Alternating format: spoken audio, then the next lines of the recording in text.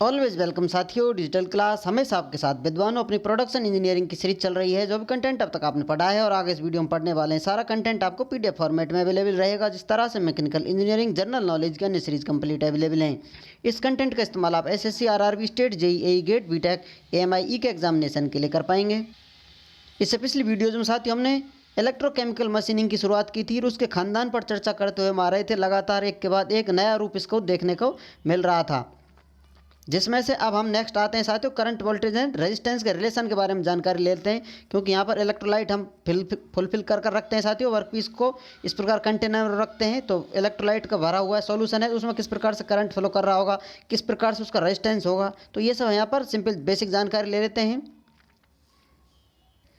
तो सिंपल हम जानते हैं साथियों रेजिस्टेंस कितना होता है साथियों किसी करंट कैरिंग वायर का। Resistance of current carrying wire किस प्रकार से हम लिखते हैं, R is equal to rho L divide by A के बराबर होता है। रो क्या होता है, रेजिस्टिविटी ऑफ वायर होती है। किसी वायर की रेजिस्टिविटी कितनी है, एल क्या है, लेंथ होती है साथियों उस वायर की।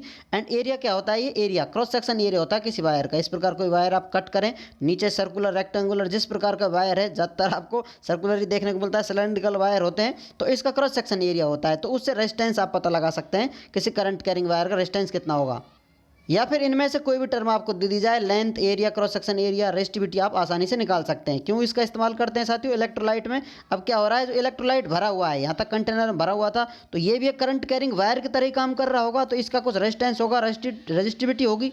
क्योंकि डायरेक्ट करंट इधर उधर फ्लो करने के बजाय यहाँ से यहाँ करंट फ्लो कराने के लिए, पहुँचाने के लिए कुछ तो मीडियम इस्तेमाल किया जा रहा है। उस मीडियम में किस प्रकार से इसका रोल हो रहा है, वही सब यहाँ पर हम जान रहे हैं। जब हम केमिकल मशीनिंग करते हैं साथियों, इलेक्ट्रोकेमिकल, इलेक्ट्रोलाइट जोड़ देते हैं, इसमें केमिकल रिएक्शन कराते हैं इलेक्ट्रोलाइट डालकर। तो यहाँ पर पॉजिटिव तो वर्कपीस रहता है, नेगेटिव आपका रहता है जो टूल होता है। अब यहाँ से पॉजिटिव आयन में वर्कपीस टूटता रहेगा, जैसा कि आयरन हमने देखा था, इस केमिकल रिएक्शन Fe+2 में टूट जाएगा, एटॉमिक लेवल पर टूटता रहेगा। और ये इलेक्ट्रोलाइट से जो सॉल्यूशन है, विलियन है आपका, उसमें से कुछ पॉजिटिव नेगेटिव इलेक्ट्रॉन्स लेता रहेगा, नेगेटिव से न्यूट्रल होकर गाद कचरा बनाता रहेगा और उसको रिमूव कर दिया जाएगा। तो इस प्रकार से केमिकल रिएक्शन चलती रहेंगी, लगातार कांस्टेंट आपका मेटेरियल रिमूव होता रहेगा।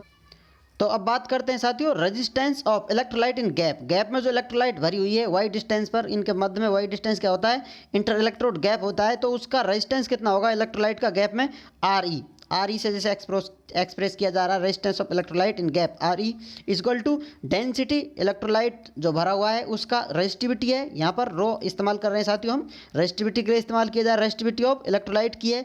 और यहाँ पर एल क्या है, लेंथ, वाई के बराबर ये वायर है साथियों। आप कह सकते हैं इलेक्ट्रोलाइट जो गैप में भरा हुआ है वायर की तरह काम कर रहा होगा, करंट कैरिंग वायर की तरह, तो वाई इसकी लेंथ होगी।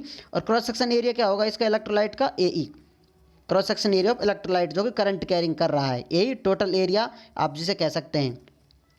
इस प्रकार से अपना काम चल रहा है यहाँ पर।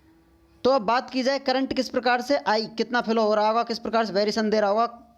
आई किसके बराबर होता है, V माइनस डेल वी के बराबर होता है। V क्या होता है, वोल्टेज, अप्लाइड वोल्टेज होती है।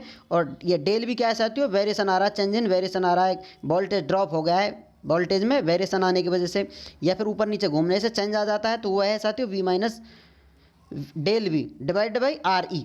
आर ई क्या होता है साथियों, हम जानते हैं रेजिस्टेंस ऑफ इलेक्ट्रोलाइट होता है। तो इस प्रकार से करंट का रिलेशन होता है वोल्टेज और करंट और यहाँ रेजिस्टेंस में।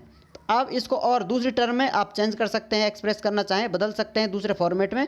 तो इसे लिख सकते हैं करंट डेंसिटी, जैसे जिसे एक्सप्रेस करते हैं आई डिवाइड बाई ए ई के बराबर होता है। तो अब यहाँ आई क्या है साथियों, आई का फॉर्मूला अभी आपने देखा था, आई ये है, ए ई को इससे डिवाइड कर देंगे, ए ई ऊपर आपने निकाला था, यहाँ देख सकते हैं आप, ए ई आपने निकाल रखा है, ये ए ई वाला रिलेशन है, इसका इस्तेमाल करते हुए इसको अपडेट कर देंगे फॉर्मेट को, तो आपको प्राप्त होता है V minus del V divide by R E. और ब्रैकेट में नीचे है साथियों टोटल इसके डिवाइड, दो अलग अलग टर्म है, ऊपर वाली नीचे वाली, rho E Y divide by R E से आर ई कट जाएगा, तो क्या बचता है साथियों, यहाँ पर नीचे वाई बचेगा, इसका मल्टीप्लाई इससे कर देंगे, तो rho E J equal to V minus del V divide by Y के बराबर हमें एक फार्मूला प्राप्त हो जाता है। जे क्या है, जैसा आपको बताया था साथियों, करंट डेंसिटी कहलाती है।